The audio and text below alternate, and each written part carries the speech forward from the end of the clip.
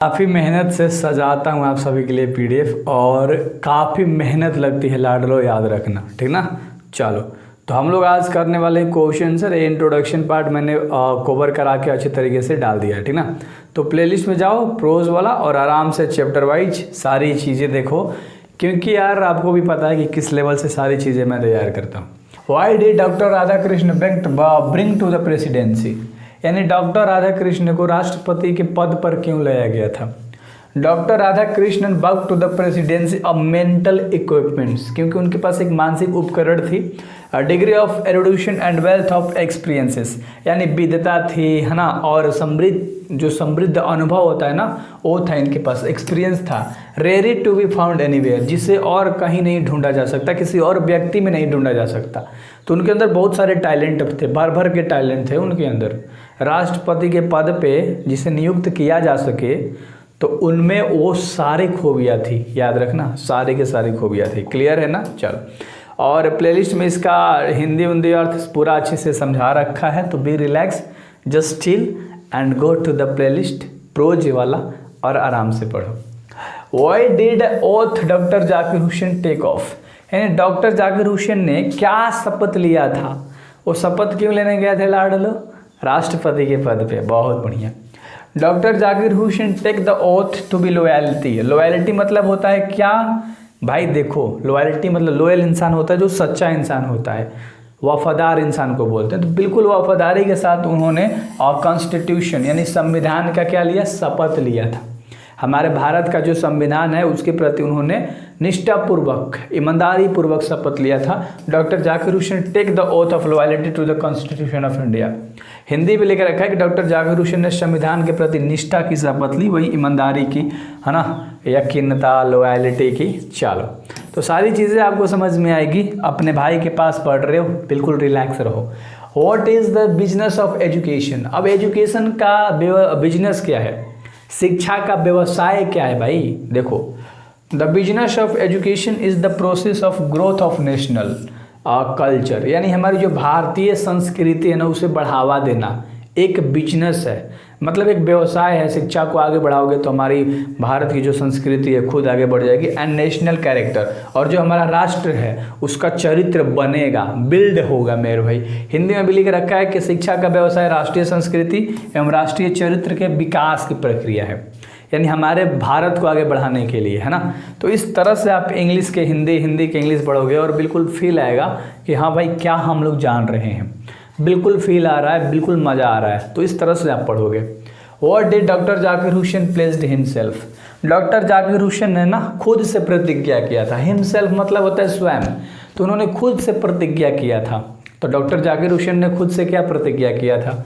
Doctor Zakir Hussain placed himself to be loyalty of our past culture, जो हमारा अतीत वाला था संस्कृति, यानी बीते हुए समय वाला जो संस्कृति था उसके प्रति मैं पूरा ईमानदार रहूँगा, है ना। Himself placed himself to be loyalty, पूरा लोअल मतलब होता है ईमानदार रहूँगा अपने, है ना। तो प्रतिज्ञा करते हैं निष्ठापूर्वक, वहीं तो निष्ठापूर्वक वो प्रतिज्ञा करते हैं, ठीक है, हमारी जो पिछली संस्कृति थी उसके अकॉर्डिंग। तो हिंदी में भी लिख रखा है कि डॉक्टर जाकिर हुसैन ने स्वयं को हमारी पिछली संस्कृति के प्रति निष्ठा की प्रतिक्रिया की थी, है ना, प्रतिज्ञा की थी। और आगे थोड़ा सा और है इसी क्वेश्चन में, तो उसे देख लेते हैं। The whole Bharat is the home, his home, जो पूरा ये भारत देश है ना हमारा घर है।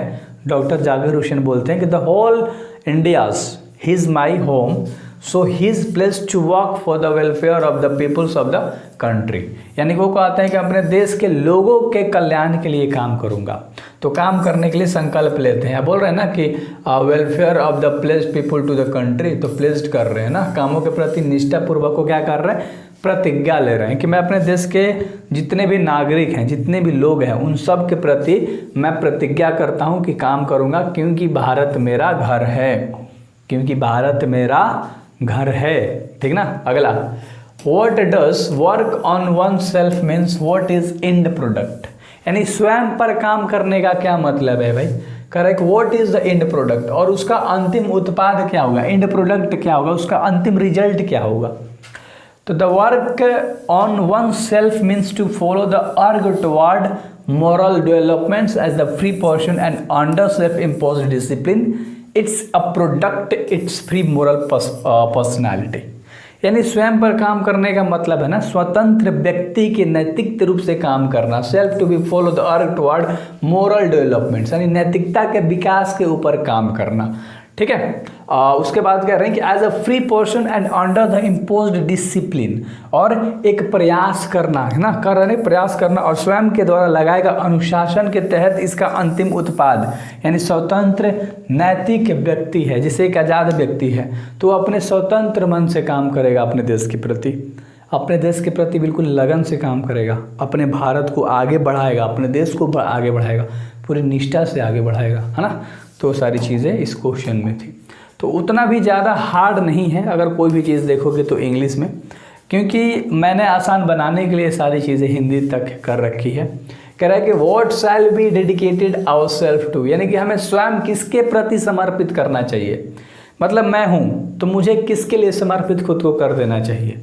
क्वेश्चन तो यही है भाई। चलो, we shall dedicate our self to work for the place of the strong nation, हमें ना अपने राष्ट्र के प्रति अपने आप को समर्पित कर देना चाहिए, राष्ट्र के प्रति काम करना चाहिए। हमारा राष्ट्र कैसे स्ट्रॉन्ग होगा, कैसे मजबूत होगा, कह रहे हैं ना कि हम मजबूत राष्ट्र के स्थान के लिए काम करने के लिए खुद को समर्पित करेंगे, कि हमारा राष्ट्र, हमारा नेशन, हमारा भारत कैसे आगे बढ़ेगा उस चीज़ के प्रति। और थोड़ा सा इसमें और ऐड कर देते हैं, according to Mahatma Gandhi's power should be use only for moral purpose, यानी महात्मा गांधी के अनुसार ना शक्ति का उपयोग जो है ना मेरे भाई केवल मोरल पर्पस के लिए होना चाहिए। मोरल पर्पस मतलब नैतिक उद्देश्यों के लिए होना चाहिए, उसके लिए किया जाना चाहिए जो हमारा नैतिक उद्देश्य है। आजकल के लोग देख रहे हो कहाँ भाग रहे हैं इधर उधर की, सब पैसा है तो ये है तो वो है, ये सब भाई कहने वाली बातें हैं। पैसा है आजकल सब चीज़ है, बट एक चीज़ भी है ना यार कि अगर पढ़ोगे नहीं तो अपने देश को आगे कैसे बढ़ाओगे, रील बनाकर, डांस करके, कमर मटका के देश को आगे बढ़ाओगे, बताओ कैसे। एजुकेशन से ही नो देश आगे हो सकता है, क्योंकि एजुकेशन से नॉलेज आता है भाई। नॉलेज जब होगा तुम्हारे पास, तुम एक्टिविटीज़ करोगे, डिस्कवरी करोगे, समझ रहे हो, इन्वेंशन करोगे, और वो सब कुछ भी नहीं कर सकते तो एक छोटा सा भी योगदान दोगे, किसी को मोटिवेट करोगे, किसी को अच्छा राह बताओगे, किसी को सिखाओगे क्या करना है, छपरी वाला हाल तो नहीं रहेगा ना, समझ रहे हो। चलो अगला सवाल देखो, when was doctor Zakir Hussain born, doctor Zakir Hussain का भाई जन्म पूछ रहे हैं, तो कब हुआ था, 8 फरवरी 1897 में। और डॉक्टर जाकिर हुसैन ने जिंदा मतलब रहे, डॉक्टर जाकिर हुसैन लिव 1897 से 1969 तक, क्लियर है ना।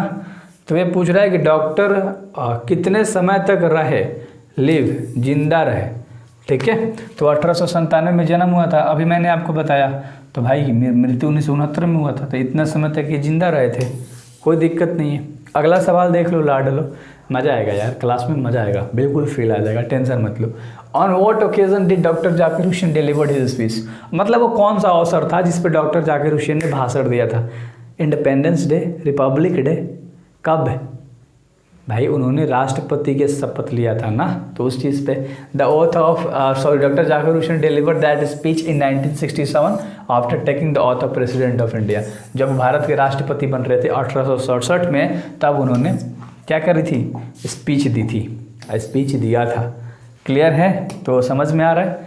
अगला देख लो, why does doctor Zakir Hussain call India the youngest state of an ancient people, यानी डॉक्टर जाकिर हुसैन भारत के प्राचीन लोगों का युवा राज्य क्यों कहते हैं, मतलब जो पहले था हमारा भारत और जो आज है हमारा भारत, तो हमारे आज के भारत को क्यों कहते हैं कि आज जो हमारा भारत है वो एंशिएंट टाइप के मुकाबले युवा राज्य है, मतलब बीते हुए समय के मुकाबले आज जो हमारा भारत है एक युवा राज्य है, मतलब एक युवा पीढ़ी के हाथ में हमारे भारत का डोर है। तो देखो doctor Zakir Hussain call India's ना, इंडिया को पुकारते हैं, बोलते हैं the young state of an ancient people, it's of become our past is not dead, जो हमारा पास्ट है, जो बीता हुआ समय वो मरता नहीं है, एंड स्टैटिक, ओ भाई गतिशील है, अभी भी चल रहा है एक अवस्था में, इट लाइव्स एंड डायनेमिक है ना, वो जीवित भी और गतिशील भी है।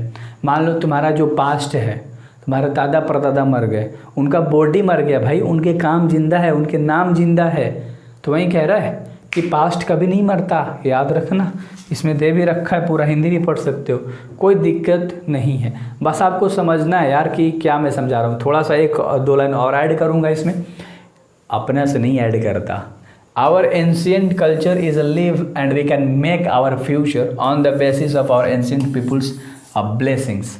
यानी जो हमारी प्राचीन संस्कृति है ना, our ancient culture is a live we can make our future, वही हमारा भविष्य का निर्माण करते हैं भाई, वही हमें अपना भविष्य बना सकते हैं, है ना। आगे कह रहा है कि on the basis of our ancient peoples blessings, और हम अपने प्राचीन लोगों के आशीर्वाद के कारण ही आधार पर जीवित हैं या काम कर रहे हैं। तो जो हमारे पूर्वज ने बैठा दिया भाई, उसी को हम लोग आगे बढ़ा रहे हैं।